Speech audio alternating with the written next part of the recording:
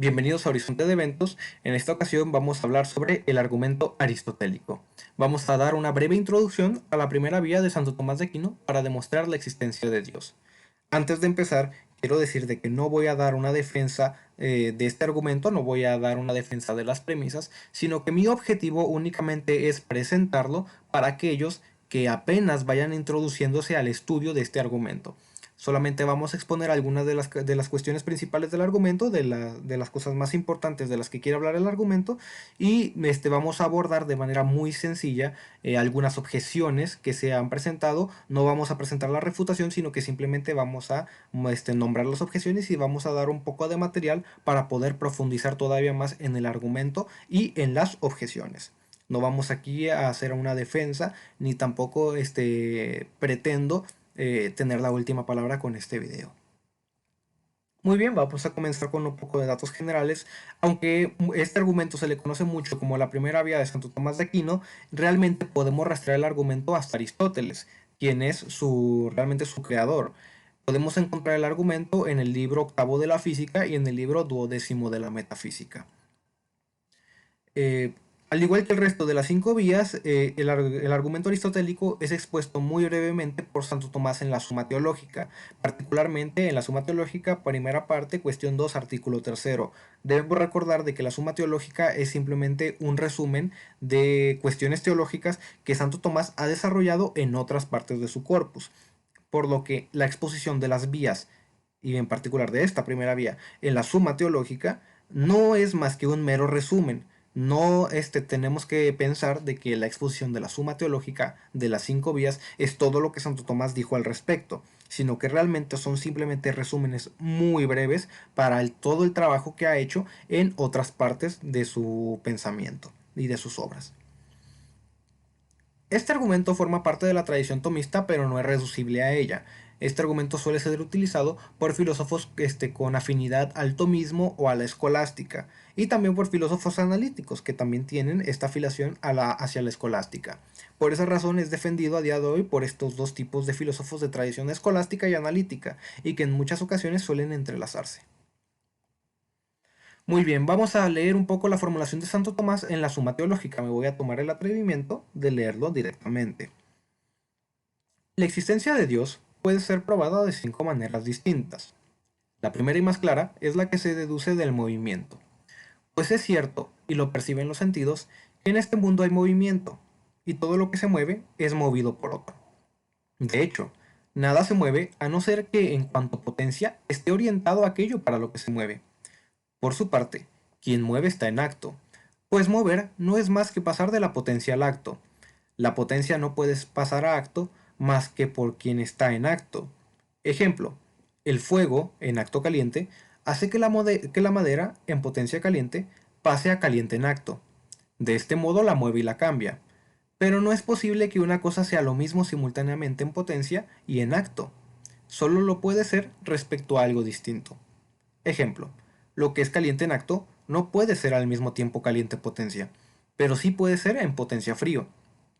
Igualmente, es imposible que algo mueva y sea movido al mismo tiempo, o que se mueva a sí mismo. Todo lo que se mueve necesita ser movido por otro. Pero si lo que es movido por otro se mueve, necesita ser movido por otro y este por otro.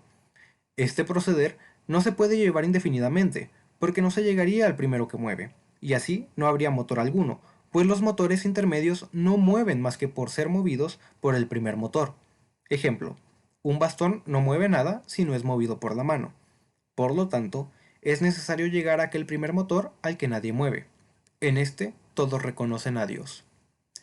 Muy bien, en la formulación de Santo Tomás observamos una terminología que puede ser en principio y para quienes van introduciéndose al pensamiento aristotélico tomista un poco oscuro. Hablamos de movimiento, hablamos de potencia y de acto, hablamos de regresiones. ¿De qué se trata todo esto? Muy bien, antes de ahondar en estas cuestiones, vamos a observar una formulación más moderna del argumento. Esta formulación es propia del Dr. Edward Fraser, quien la publicó en su artículo Existential Inertia y que tiene relación con las cinco vías. Muy bien, primera premisa.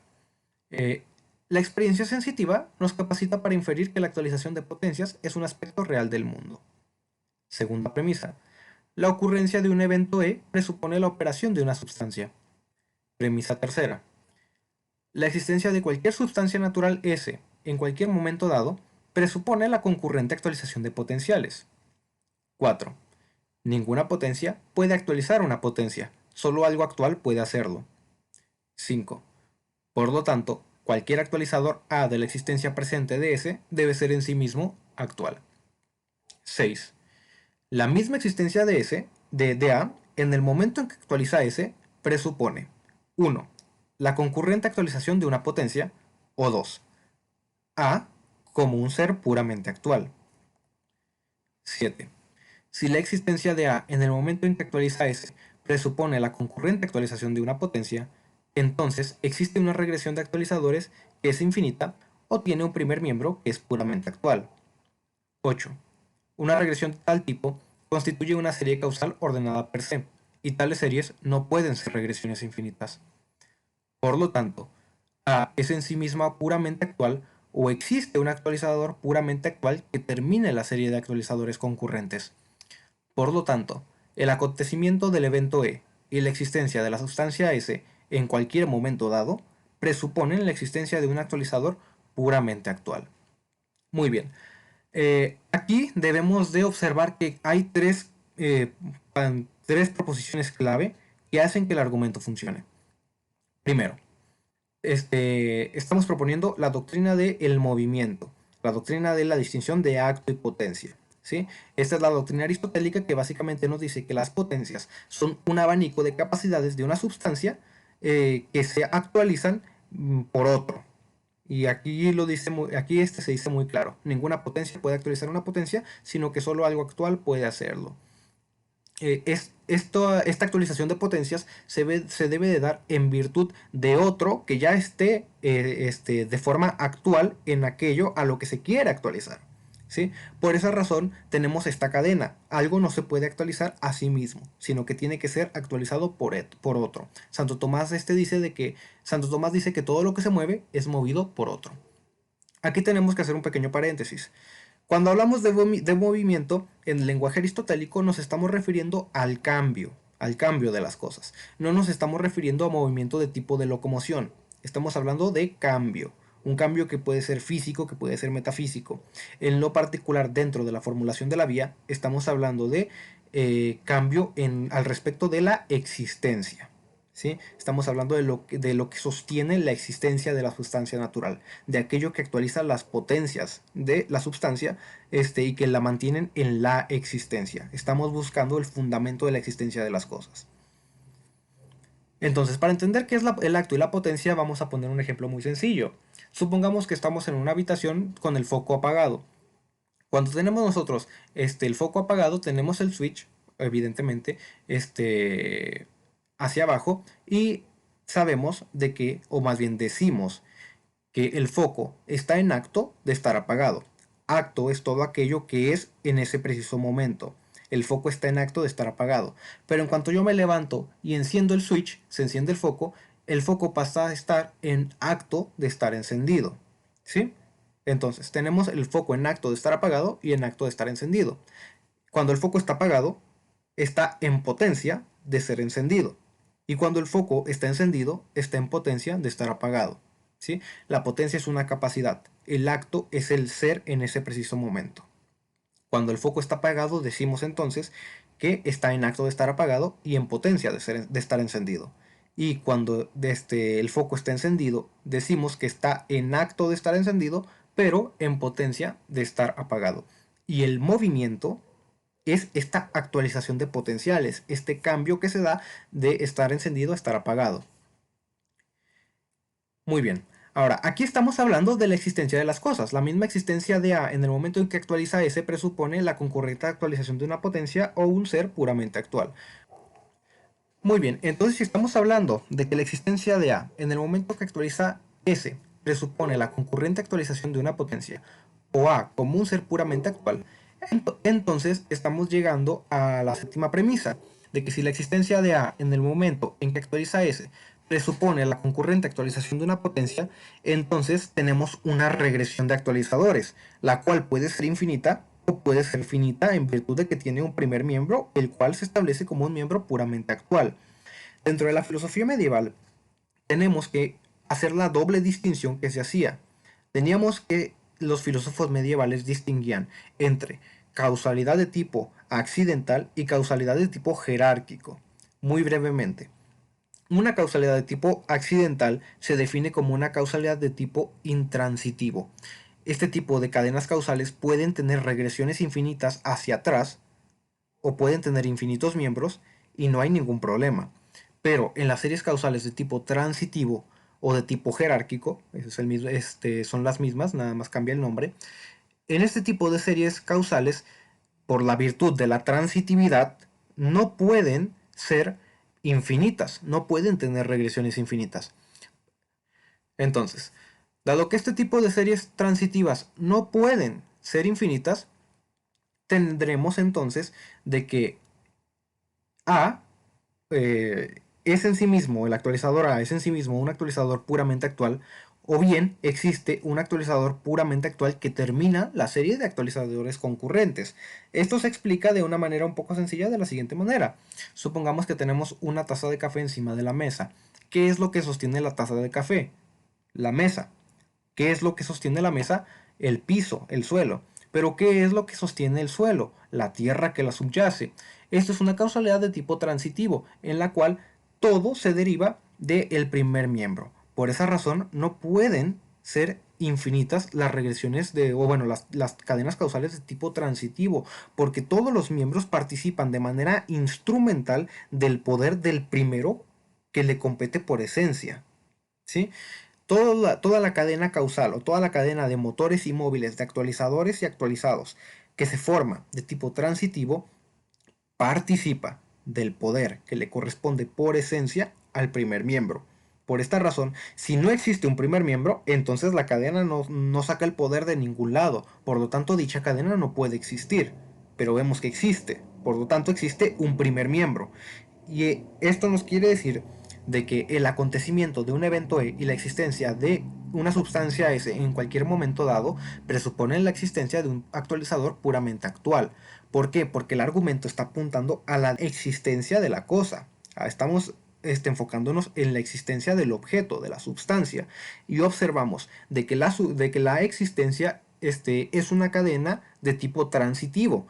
Por lo tanto, si tenemos objetos contingentes, esto significa que que su esencia no es existir, tendremos que participan de la existencia de otro ser. ¿Sí? Tendremos de que existe una cadena, una regresión de actualizadores que debe ser en sí mismo finita y que debe de tener el poder en virtud de de un primer miembro en la cual la existencia la existencia y la esencia se correspondan. La esencia de ese primer miembro debe ser el existir. Y este es el actualizador puramente actual. Ahora, uno podría decir, muy bien, hemos llegado a la existencia de un actualizador puramente actual.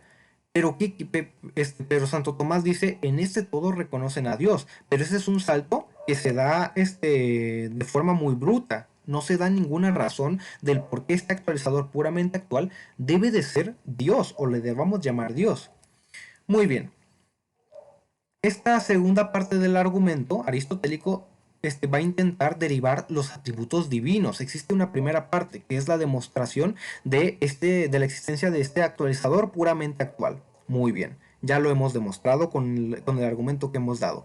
La segunda parte es analizar esta característica a la que hemos llegado, analizar el concepto de actualizador puramente actual y derivar de forma lógica los atributos que este actualizador debería tener. Y observamos de que de esta característica a la que hemos llegado, el ser puramente actual o el acto puro, se derivan 14 atributos que son predicables únicamente a Dios. La simplicidad, la perfección, la unicidad, la inmutabilidad, omnipotencia, omnisciencia, omnipresencia, la bondad, eternidad, infinitud, trascendencia, inmanencia, personalidad y espiritualidad. Aquí no voy a derivar los atributos porque cada atributo requiere de su respectivo argumento y esto es una breve introducción. Para la derivación de estos atributos pueden atender a la cita que tengo aquí de la Suma Teológica de la primera parte, las cuestiones que están ahí marcadas, o el libro de Teología Natural o de Filosofía de la Religión de la editorial de UNSA. Muy bien. Cosas a notar del argumento, nuevamente, debemos de remarcar que el argumento es dependiente de la doctrina del movimiento de Aristóteles, la distinción de acto y potencia. Tenemos que notar la causalidad transitiva, que se define que para todo elemento A, B o C pertenecientes a un conjunto A existe una relación R, tal que si el elemento A está en relación con el elemento B y el elemento B en relación con el elemento C, entonces es verdad que A está en relación con el elemento C. Esta es la causalidad de transitividad. Perdón, esto es la propiedad de transitividad. Debemos notar que este tipo de argumentos, o más bien este argumento, es independiente de un inicio temporal del universo. De hecho, es independiente del tiempo. El argumento funciona sin que pase un instante de tiempo. ¿Por qué? Porque no dependemos de tal o cual teoría temporal, ni tampoco dependemos del tiempo para que haya del tiempo físico como tal, para que haya un cambio. Entonces, esto es independiente de si el universo ha tenido un inicio o no. Aquí estamos separando la noción de el inicio temporal con la existencia del universo. La existencia, estamos buscando el fundamento de la existencia de las cosas y no el inicio temporal de la realidad material. Otra cosa que debemos notar es que el argumento depende de la doctrina de la conservación divina. La doctrina de la conservación divina básicamente quiere decir de que todo aquello que es contingente existe en virtud de que participa de la existencia de Dios. Estamos hablando sobre la esencia y la existencia. La esencia de Dios se corresponde con su existencia. La esencia de Dios es existir y Dios hace que todas las demás cosas participen de su misma existencia y por lo tanto fundamenta la existencia a todo lo que existe y la conserva. En cada momento que pasa, Dios actualiza los potenciales de las cosas para que sigan existiendo. Ahora, esto nos lleva a las objeciones al argumento, y la objeción más fuerte que este argumento tiene es la de la inercia existencial, en la cual va en contra directamente de la doctrina de la conservación divina. Para mayor información, pueden observar el paper de Joe Schmidt, Existential Inertia and Aristotelian Argument. Aquí desarrolla argumentos a favor de la inercia existencial que, de ser verdad, llevarían a deshabilitar por completo el argumento. Afortunadamente existen buenas respuestas a todos estos argumentos, o más bien a todas estas objeciones, y se las daremos en la siguiente diapositiva. También podríamos tener un rechazo a la doctrina del movimiento de Aristóteles. El filósofo católico Alexander Pruss, en su tesis doctoral Possible Worlds para la Universidad de Pittsburgh para obtener el doctorado en filosofía, expone una argumentación que podría llevar a un posible argumento contra la doctrina del movimiento de Aristóteles, contra la distinción del acto y la potencia. Afortunadamente también existen buenas respuestas a este tipo de argumentos. Y lamentablemente el argumento aristotélico también es blanco de objeciones absurdas, como las de Richard Dawkins u otros ateos que no están muy bien versados en filosofía. Podemos encontrar que no entienden el argumento e intentan refutar al argumento aristotélico utilizando la física o utilizando herramientas que realmente no golpean o no atentan directamente contra el argumento. Entonces, ya para finalizar, podemos dar la siguiente bibliografía para poder profundizar en nuestros estudios de este argumento. En lo particular, me gustaría recomendar el libro de Edward Feser, Five Proofs of the Existence of God, de Ignatius Press, y el libro de Dante Urbina, Dios existe, el libro que todo creyente deberá y todo ateo temerá leer. Estos dos libros son libros, más que nada, me parecen introductorios para poder introducirse al estudio de estos argumentos. Dante Urbina da un muy buen estudio introductorio de los argumentos. Yo lo recomiendo para todos aquellos que vayan, queriendo empezar a estudiar las vías de Santo Tomás. Y el libro de Five Proofs of the Existence of God de Feser también da una buena base para poder continuar con estudios más elevados. Estudios como los que podríamos encontrar en Eleanor Stump y Etienne Gilson, en los libros Aquinas y El Tomismo, Introducción a la Filosofía de Santo Tomás de Aquino. Si bien no son libros tan elevados, constituyen un estudio más general del pensamiento de Santo Tomás de Aquino y que no se limita solamente al estudio de las vías de Santo Tomás. Entonces, De mi parte esto ha sido todo. Recordemos, este video únicamente ha sido para dar una breve introducción a lo que es la vía de Santo Tomás de Aquino, la primera vía, el argumento aristotélico, y con esto no pretendo haber dado una defensa a cada premisa, ni tampoco pretendo haber dado un estudio profundo, analítico y sobre lo que quiere expresar la vía. Simplemente quiero exponer los aspectos un poco más los aspectos más importantes de la vía y que sirva como guía a quienes quieran comenzar a estudiar este argumento. Entonces, esto ha sido todo de mi parte y nos vemos en el siguiente video.